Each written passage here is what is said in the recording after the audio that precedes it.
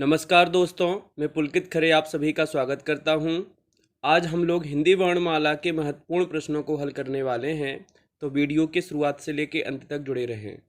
पहला प्रश्न आपको स्क्रीन पर दिखाई दे रहा है। पहला प्रश्न है, कौन सा वर्ण घोष नहीं है? 4 ऑप्शन आपके सामने दिए गए हैं। पहला ऑप्शन है रा, दूसरा है ला, तीसरा ऑप्शन है ता और चौथा ऑप्शन है था। यहाँ पर हमारा सही उत्तर हो जाएगा ऑप्शन नंबर सी, ता हमारा सही उत्तर होगा, क्योंकि जो ता वर्ण है वो घोष वर्ण नहीं है, वो अघोष वर्ण है। पहले हम आपको बता चुके हैं कि प्रत्येक वर्ग का तीसरा, चौथा और जो पांचवा वर्ण होता है वो सघोष या घोष होता है, और जो पहला दूसरा वर्ण होता है वो अघोष होता है। अगला प्रश्न है, तालव्य व्यंजन है। 4 ऑप्शन हैं आपके सामने। पहला ऑप्शन है टा वर्ग, दूसरा है चा वर्ग, तीसरा है ता वर्ग और चौथा है पा वर्ग। इसका सही उत्तर हो जाएगा ऑप्शन नंबर बी, चा वर्ग, क्योंकि चा वर्ग का उच्चारण स्थान तालु होता है। बाकी के 3 ऑप्शन की अगर हम बात करें तो पहला है टा वर्ग का उच्चारण स्थान मूर्धा होता है, ता वर्ग का उच्चारण स्थान दंत होता है और पा वर्ग का उच्चारण स्थान ओष्ठ होता है। तो हमारा सही उत्तर होगा ऑप्शन बी। अगला प्रश्न है, निम्न में से कौन सा व्यंजन स्पर्श संघर्षी है? 4 ऑप्शन आपके सामने हैं। पहला है जा, दूसरा है रा, तीसरा ऑप्शन है हा और चौथा ऑप्शन है वा। यहाँ पर हमारा सही उत्तर हो जाएगा ऑप्शन नंबर ए, जा हमारा यहाँ पर सही उत्तर होगा, क्योंकि जा एक स्पर्श संघर्षी व्यंजन है। चा, छा, जा और झा, इन 4 वर्णों को स्पर्श संघर्षी माना जाता है। तो यहाँ पर ऑप्शन जा दिया गया है, तो यही हमारा सही उत्तर हो जाएगा। अगला प्रश्न है, निम्न में से कौन सा व्यंजन संघर्षी है? 4 ऑप्शन है आपके सामने। पहला है झा, दूसरा ऑप्शन है ठा, तीसरा ऑप्शन है हा और चौथा ऑप्शन है मा। इसमें आपका सही उत्तर हो जाएगा ऑप्शन नंबर सी, क्योंकि जो हा है वो संघर्षी है। सा हा, ये 4 वर्ण संघर्षी होते हैं, तो यहाँ पर हा दिया गया है, तो यही हमारा सही उत्तर हो जाएगा। अगला प्रश्न है, किस वर्ण का उच्चारण स्थान कंठ तालु है? यानी कि ऐसा वर्ण कौन सा है जिसका उच्चारण कंठ से भी होता है और तालु से भी होता है, दोनों स्थानों से उसका उच्चारण होता है। 4 ऑप्शन आपके सामने दिए गए हैं। पहला है हा, दूसरा ऑप्शन है छा, तीसरा ऑप्शन है ओ और चौथा ऑप्शन है अय। यहाँ पर हमारा सही उत्तर होगा option number D. Option number D हमारा सही उत्तर होगा, क्योंकि ए और अय इन दोनों स्वरों का उच्चारण स्थान कंठ और तालु है, तो यहाँ पर हमारा ऑप्शन नंबर डी सही उत्तर हो जाएगा। अगला प्रश्न है, कौन सी ध्वनि महाप्राण नहीं है? यानी कि हमें 4 ध्वनियों में से बताना है कि कौन सी महाप्राण नहीं है। पहला ऑप्शन है खा, दूसरा ऑप्शन है घा, तीसरा ऑप्शन है जा और चौथा ऑप्शन है झा। तो यहाँ पर हमारा सही उत्तर हो जाएगा ऑप्शन नंबर सी, जा, क्योंकि जो जा है वो एक अल्प प्राण ध्वनि है, और यहाँ पर हमें बताना था कि जो महाप्राण नहीं है, यानी महाप्राण नहीं है यानी अल्प प्राण है, तो यहाँ पर हमारा ऑप्शन नंबर सी सही हो जाएगा। अगले प्रश्न की ओर बढ़ते हैं। 7वां प्रश्न आपके सामने है, वा का उच्चारण स्थान है। 4 ऑप्शन आपके सामने दिए गए हैं। पहला ऑप्शन है दंत, दूसरा ऑप्शन है ओष्ठ, तीसरा ऑप्शन है दंत प्लस ओष्ठ और चौथा ऑप्शन है कंठ प्लस ओष्ठ। तो यहाँ पर हमें वा वर्ण का उच्चारण स्थान बताना है। वा वर्ण का जो उच्चारण स्थान है वो है दंत प्लस ओष्ठ, यानी ऑप्शन नंबर सी यहाँ पर सही हो जाएगा। वा वर्ण के उच्चारण में दंत का और ओष्ठ का दोनों का प्रयोग होता है, दोनों स्थानों से उच्चारण होता है, इसलिए हमारा ऑप्शन नंबर सी सही हो जाएगा। अगले प्रश्न की ओर बढ़ते हैं। अगला प्रश्न है, भाषा विज्ञान की दृष्टि से उ किस प्रकार का वर्ण है? 4 ऑप्शन आपके सामने हैं। पहला है पश्च, दूसरा है अग्र, तीसरा है मध्य और चौथा है कोई नहीं। यहाँ पर हमें बताना है कि ऊ किस प्रकार का स्वर है। तो ऊ का जो प्रकार है वो हो जाएगा हमारा यहाँ पर पश्च स्वर। पश्च स्वर हमारा यहाँ पर सही उत्तर होगा ऑप्शन नंबर ए हमारा यहाँ पर सही उत्तर हो जाएगा, क्योंकि जो ऊ है वो एक प्रकार का पश्च स्वर है।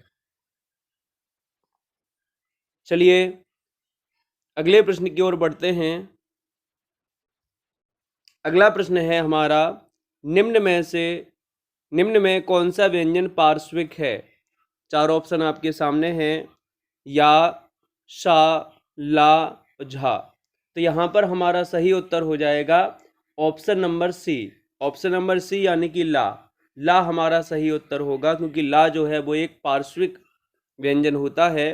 तो ऑप्शन नंबर सी हमारा सही हो जाएगा। अगला प्रश्न है, निम्न में से अर्ध स्वर कौन सा है? यहाँ पर हमें अर्ध स्वर बताना है। चार ऑप्शन आपके सामने हैं, या, वा नहीं सॉरी, पा, छा और ग्या। चार ऑप्शन में से हमें सही बताना है। तो यहाँ पर हमारा सही उत्तर हो जाएगा ऑप्शन नंबर ए। जो या है वो एक अर्ध स्वर होता है, या और वा को अर्ध स्वर माना जाता है। तो यहाँ पर या दिया गया है, तो यही हमारा सही उत्तर हो जाएगा। अगला प्रश्न है, सा ध्वनि का उच्चारण स्थान है। चार ऑप्शन आपके सामने हैं। पहला है मूर्धन्य, दूसरा है तालव्य, तीसरा है दंत और चौथा है ओष्ठ। तो यहाँ पर हमारा सही उत्तर हो जाएगा option number B. Option number B यहाँ पर हमारा सही उत्तर हो जाएगा, क्योंकि सा का जो उच्चारण स्थान है वो है तालव्य। इसका उच्चारण तालव्य से होता है। जैसा कि आपको पता है कि तीन प्रकार के सा होते हैं।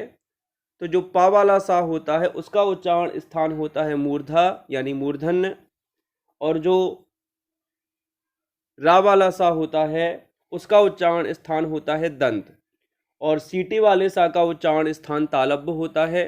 तीनों सा के उच्चारण स्थान आपको पता होना चाहिए, क्योंकि तीनों के उच्चारण स्थान अलग अलग हैं। ठीक है ना, किसी का भी परीक्षा में पूछा जा सकता है। अगले प्रश्न की ओर बढ़ते हैं। अगला प्रश्न है आपके सामने, निम्नलिखित ध्वनियों में से कौन सी दंत प्लस ओष्ठ है? यानी हमें ऐसी ध्वनि बताना है जिसका उच्चारण दंत और ओष्ठ दोनों से मिलके होता है। चार ऑप्शन आपके सामने दिए गए हैं। पहला ऑप्शन है था, दूसरा ऑप्शन है फा, तीसरा ऑप्शन है मा और चौथा ऑप्शन है वा। तो यहाँ पर हमें बताना है कि इन चारों में से ऐसी कौन सी ध्वनि है जिसके उच्चारण में दंत का भी प्रयोग होता है और साथ में ओष्ठ का भी प्रयोग होता है। तो यहाँ पर हमारा सही उत्तर हो जाएगा ऑप्शन नंबर डी यानी वा। वा के उच्चारण में दंत और ओष्ठ दोनों का ही प्रयोग होता है।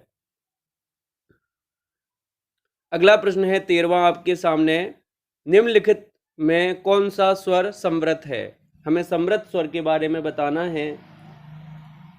समृत स्वर वे स्वर होते हैं जिनके उच्चारण में हमारा मुंह बंद रहता है। चार प्रकार से वर्णों को, जितने भी प्रकार के स्वर हैं, हमारे जितने भी स्वर हैं उन सभी को चार भागों में बांटा गया है। समृत, अर्धसमृत, विव्रत और अर्धविव्रत। इस प्रकार से चार भागों में सभी को बांटा गया है। तो यहाँ पर हमें बताना है समृत। समृत स्वर वे स्वर होते हैं जिनके उच्चारण में हमारा मुंह लगभग बंद रहता है, बहुत कम खुलता है। ऐसे स्वरों को समृत स्वर कहा जाता है। तो समृत स्वर कौन कौन से होते हैं यहाँ पर हम पहले आपको ये बता देते हैं। समृत स्वरों में आते हैं छोटी ई, बड़ी ई, छोटा ऊ, बड़ा ऊ और री। ये सभी स्वर समृत स्वर होते हैं। देखते हैं इनमें से कौन सा ऑप्शन दिया गया है। तो यहाँ पर आपका उत्तर हो जाएगा ऑप्शन नंबर सी। ई यहाँ पर दिया गया है, तो यही हमारा सही उत्तर हो जाएगा। ठीक है, याद रखना है आपको ये। अगला प्रश्न है 14वें नंबर का, निम्नलिखित में दंत ध्वनि है। चार ऑप्शन दिए गए हैं।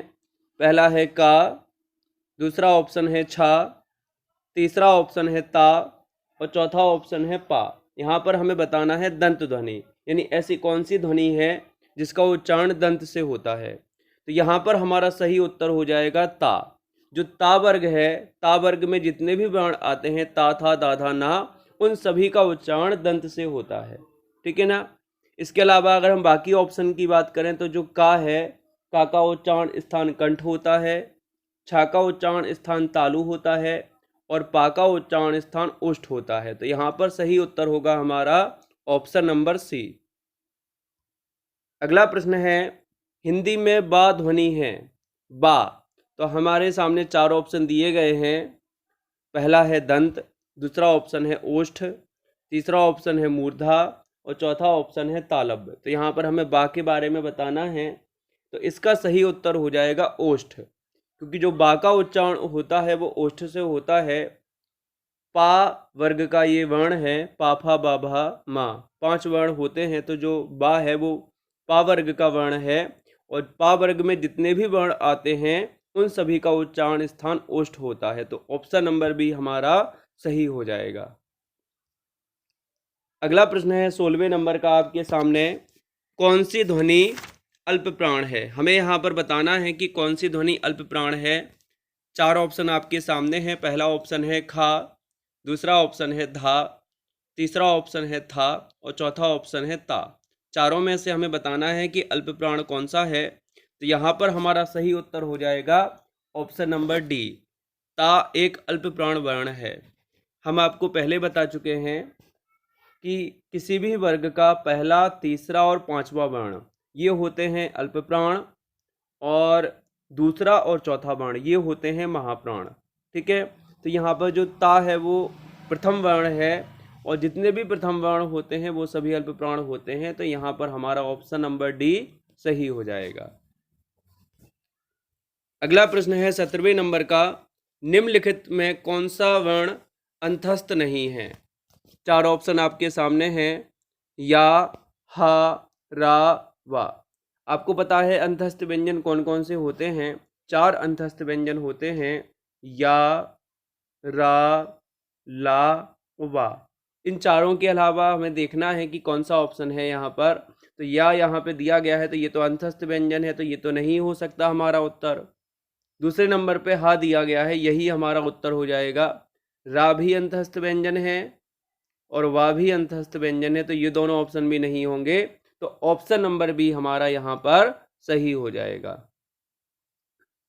अगले प्रश्न की ओर बढ़ते हैं। अगला प्रश्न है, निम्नलिखित व्यंजनों में से कौन सा संयुक्त व्यंजन नहीं है। हमें 4 ऑप्शन में से बताना है कि कौन सा संयुक्त नहीं है। 4 ऑप्शन आपके सामने हैं। पहला है छा, दूसरा है शा, तीसरा ऑप्शन है त्रा और चौथा ऑप्शन है स्रा।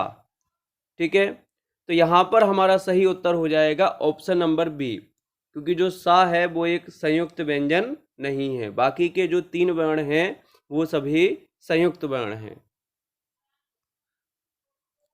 अगले प्रश्न की ओर बढ़ते हैं। अगला प्रश्न है, छ वर्ण किसके योग से बना है। जो संयुक्त व्यंजन होते हैं वो 2 व्यंजनों के योग से बनते हैं। तो यहाँ पर हमें छ वर्ण के बारे में बताना है कि वो कौन कौन से वर्णों के योग से बना है। 4 ऑप्शन आपके सामने दिए गए हैं। पहला ऑप्शन है का प्लस सा, दूसरा ऑप्शन दिया गया है का प्लस चा, तीसरा ऑप्शन दिया गया है का प्लस छा और चौथा ऑप्शन दिया गया है का प्लस सा। तो यहाँ पर हमारा जो सही उत्तर है वो है option number A. Option number A हमारा सही है। छा का जो योग होता है, छा जो मिलके बनता है वो बनता है का और सा के मिलने से। अगला प्रश्न है हमारा अंतिम प्रश्न है ये, निम्न में महाप्राण वर्ण है। इन चारों में से हमें बताना है कि कौन सा महाप्राण है। 4 ऑप्शन आपके सामने दिए गए हैं। पहला ऑप्शन है था, दूसरा ऑप्शन है का, तीसरा ऑप्शन है वा और चौथा ऑप्शन है चा। तो यहाँ पर हमारा सही उत्तर हो जाएगा ऑप्शन नंबर ए, यानी कि था जो है वो एक महाप्राण वर्ण है, महाप्राण के अंतर्गत आता है ये। तो हमारा ऑप्शन नंबर ए सही हो जाएगा। तो आज हम लोगों ने वर्णमाला के 20 महत्वपूर्ण प्रश्नों को हल किया है। ये सभी प्रश्न आप लोगों के लिए बहुत उपयोगी रहने वाले हैं। इसी तरह से आप लोगों को नए नए वीडियो मिलते रहेंगे। आज के वीडियो में बस इतना ही।